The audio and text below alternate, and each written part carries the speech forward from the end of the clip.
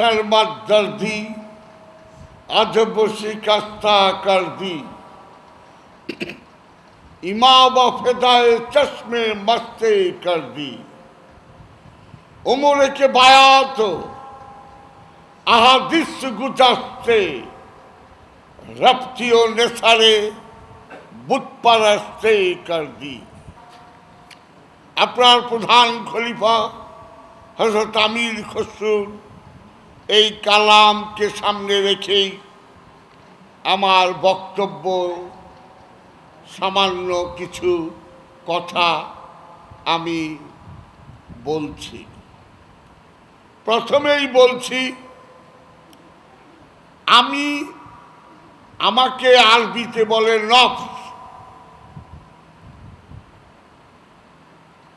হিন্দু শাস্ত্রে বলে জীবাত্মা, আর আমরা বলি প্রাণ। আমি এই দেহের মধ্যে আমার সঙ্গে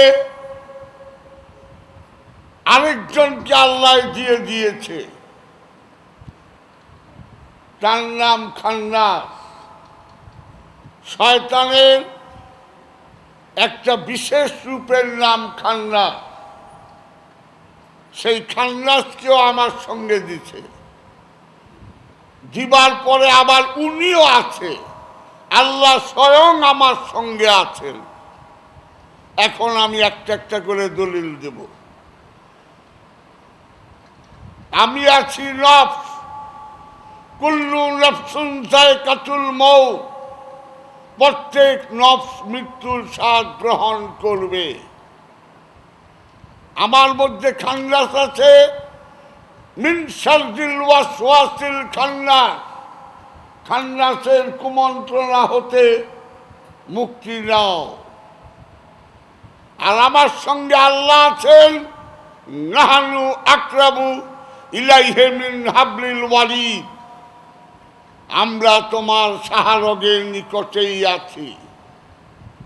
তাহলে দেহটা একটা খাঁচা, এই দেহটা চারটা জিনিস দিয়ে তৈরি, আব, আকাশ, খাক, বাদ, আগুন, পানি, মাটি, বাতাস, এই চারটা দিয়া দেহটা তৈরি।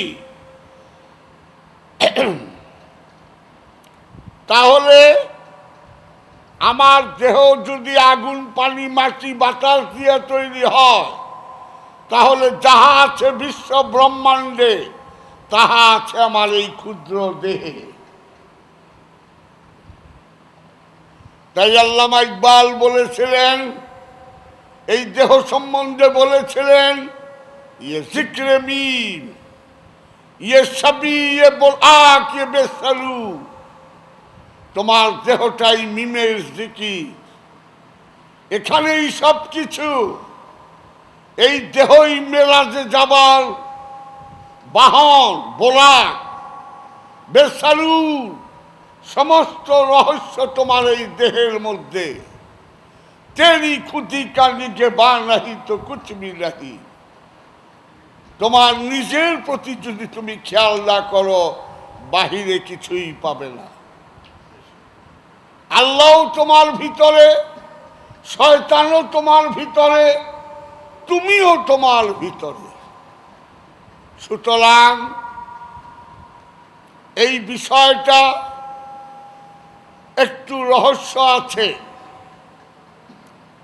এই দেহ খাঁচাটার মধ্যে আমাকে দিয়ে দিয়েছে, বলা হলো কুলহু আল্লাহু আহাদ। কুলহু আল্লাহু ওয়াহিদ বলে নাই, ওয়াহিদ অর্থ এক, আহাদ অর্থ অখণ্ড, অদ্বিতীয় স্বয়ম্ভু সত্তা, যাকে খণ্ডন করা যায় না। কারণ আগুন, পানি, মাটি, বাতাস এই চারটা দৈব শক্তি থেকে আগমন করেছে, এটা চার্লস ডারউইনও স্বীকার করে গেছেন।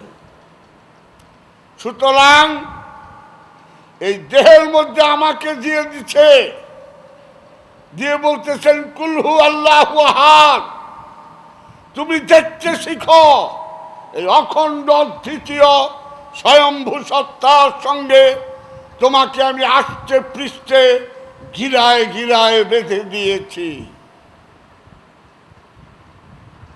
এবং সঙ্গে খান্ডাস দিয়েছি।